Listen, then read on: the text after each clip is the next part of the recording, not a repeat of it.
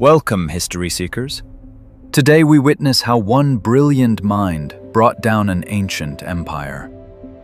80,000 heavy Roman soldiers perished entirely within a single tragic afternoon. This was no ordinary conflict. It was a flawless, unyielding trap designed by the great Hannibal. How could a far smaller army consume a giant metallic force without a single trace of mercy? Step into the dust of Cannae to uncover this devastating military masterpiece today. The year is 216 BC. A punishing summer sun beats heavily upon the dry Italian soil. Rome has gathered its greatest army ever, seeking to defeat the foreign invader once and for all. Over 80,000 fierce legionaries stand united in a massive rectangular formation. Their goal is simple and severe. They plan to use sheer physical power to shatter the enemy core. Consul Varro leads the Romans. He is confident, proud, and eager for a swift, overwhelming triumph. Across the dusty plain stands Hannibal Barca, leading a diverse force of 50,000 bold men. To the Romans, he looks like a desperate man, waiting for his inevitable tragic downfall. Yet ancient records reveal that Hannibal's brilliant mind had already mapped out the entire triumph. The Carthaginian army is a mix of Gauls, Spaniards, Africans, and swift Numidian riders. They are outnumbered, outgunned, and far from home. Yet they follow their brilliant commander blindly. The hot Volturnus wind starts to blow, throwing thick yellow dust directly into the Roman faces. Hannibal positions his weakest troops in the very center, facing the heaviest Roman assault. He arranges them in a bulging crescent shape, pointing out toward the massive Roman wall of iron. The elite African veterans are hidden on the far edges, waiting quietly for the perfect moment. On the wings, his fierce cavalry prepares to strike the Roman horsemen with devastating precision. The tension is unbearable. Thousands of men grip their weapons tightly, sweating in the brutal heat. Imagine standing in that silent, dusty field, knowing a monumental clash is about to begin. Would you have the courage to stand your ground against a steel machine that outnumbers you completely? The Roman generals raise their hands. The trumpets sound the chilling order to begin marching forward. A sea of red shields and flashing iron begins to move, shaking the dry earth with every heavy step. Hannibal draws his sword and takes his rightful place right behind his fragile, bending front line. He knows he must personally anchor the center, or his entire grand illusion will shatter instantly. The Roman war machine picks up speed, roaring with a collective fury that deafens the open plain. A terrifying clash of metal against metal echoes across Cannae as the two huge armies finally meet. The great conflict has begun. The Roman swords strike wildly into the lightly armored Celtic warriors. The sheer physical power of the Roman infantry pushes the bulging Carthaginian center backward. It looks like a clear Roman victory. The proud legionaries push deeper, seeking absolute glory. But this calculated retreat is exactly what the Carthaginian genius had planned all along. Hannibal orders his men to step backward with every strike, absorbing the heavy Roman momentum. The Gauls and Spaniards fight fiercely, facing heavy losses, but they do not abandon their formation. Dust fills the air. The Romans are blinded by the sand and their own overwhelming desire to conquer. They rush forward into the center, completely ignoring the quiet threats waiting on the left and right. Slowly, the outward curve of Hannibal's line bends backward, forming a deep, dangerous pocket. The Roman commanders, fueled by adrenaline, order more and more soldiers into this shrinking gap. Thousands of heavy infantrymen are squeezed together, pushing each other to reach the retreating foe. Meanwhile, on the flanks, the Carthaginian cavalry launches a devastating lightning-fast attack.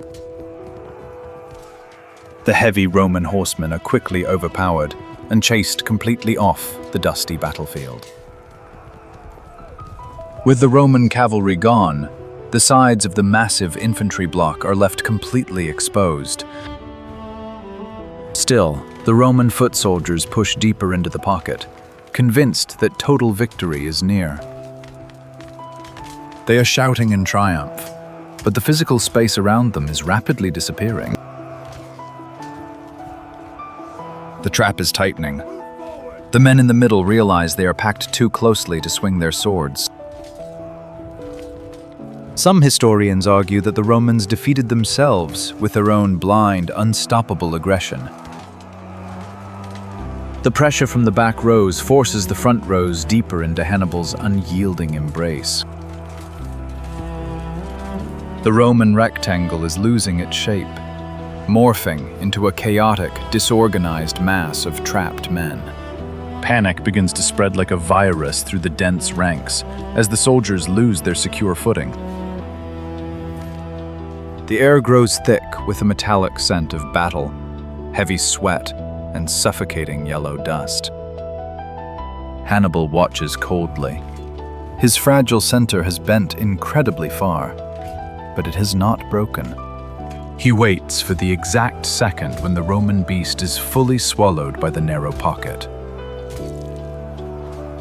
Can you feel the claustrophobia as 80,000 men realize they have marched into a giant cage? The Roman shields lock together, but not for defense. They are simply jammed against one another.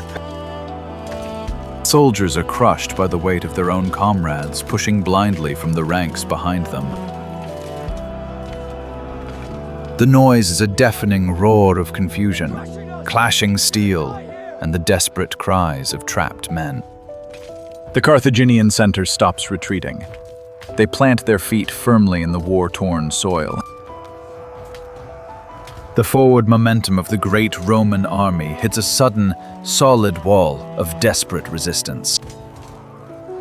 It is a total stalemate in the center. The Romans are stuck, unable to move forward or backward. Now, the true brilliance of Hannibal's dark and unforgiving mind is finally revealed to the world. The deep pocket has perfectly positioned the Roman army exactly where he wanted them to be. The time for trickery is over. The time for the most devastating defeat in ancient history begins. Hannibal raises his signal. The order ripples across the dusty lines with terrifying speed. This is the exact moment the pride of Rome realizes that they are already facing their final end. From the dust on the left and right, the elite African infantry finally makes its deadly move. They had stood perfectly still for hours, waiting patiently for the Romans to completely pass them by. Now they turn inward, forming the crushing jaws of a massive, heavily armed military vice. They march in grim silence, holding their long, thrusting spears leveled at the exposed Roman flanks. The Roman soldiers on the edges turn their heads in absolute horror as the new enemy approaches. Wearing armor taken from fallen Romans in previous battles, the Africans look like ghosts of the past. They crash into the sides of the Roman formation, driving their weapons into unprotected targets. The shockwave of this sudden attack violently compresses the Roman army even tighter together. Men are squeezed so hard that they can barely breathe, let alone raise their heavy weapons to fight back. The invincible Roman machine has been completely paralyzed by an enemy half its size. Polybius wrote that the Romans were struck down around the edges, like an onion being peeled away. The destruction is systematic and efficient. The African veterans show absolutely no mercy. Crimson stains cover the dry soil, turning the dusty battlefield into a tragic and haunting nightmare. But the nightmare is not over. The final piece of the trap is about to violently snap shut. A thunderous rumbling shakes the ground from behind the massive, struggling Roman formation. The Carthaginian heavy cavalry, having vanquished the Roman horsemen, returns to the main fight. They smash directly into the rear of the Roman infantry with devastating speed and raw power. The trap is now perfectly complete. It is a full, inescapable double envelopment of a massive army. The 80,000 Romans are completely surrounded by a ring of angry, vengeful enemy steel. There is nowhere to run or hide. The inescapable doors of fate have firmly locked them all inside. Panic turns into sheer terror. Brave men break down and weep as the circle of ruin shrinks closer. The Carthaginians strike relentlessly inward, stepping over countless fallen adversaries. The Roman center is completely blind to the tragic fate happening on the outer edges of their ranks. They only feel the immense, crushing pressure as the bodies of their friends are pushed against them. Many soldiers perish from suffocation alone, crushed under the immense weight of the terrified crowd. Some Romans dig holes in the dirt, burying their own faces to escape the suffocating dust and despair. Consul Vero manages to escape the ruin, leaving his doomed men to face their terrible fate. The sun reaches its highest point. The heat is unbearable, but the devastation does not slow down. Hannibal's dark masterpiece is fully realized. He has weaponized the enemy's own massive size. The once proud Roman eagles fall into the tragic mud, trampled by the boots of defeated men. The combat continues for hours.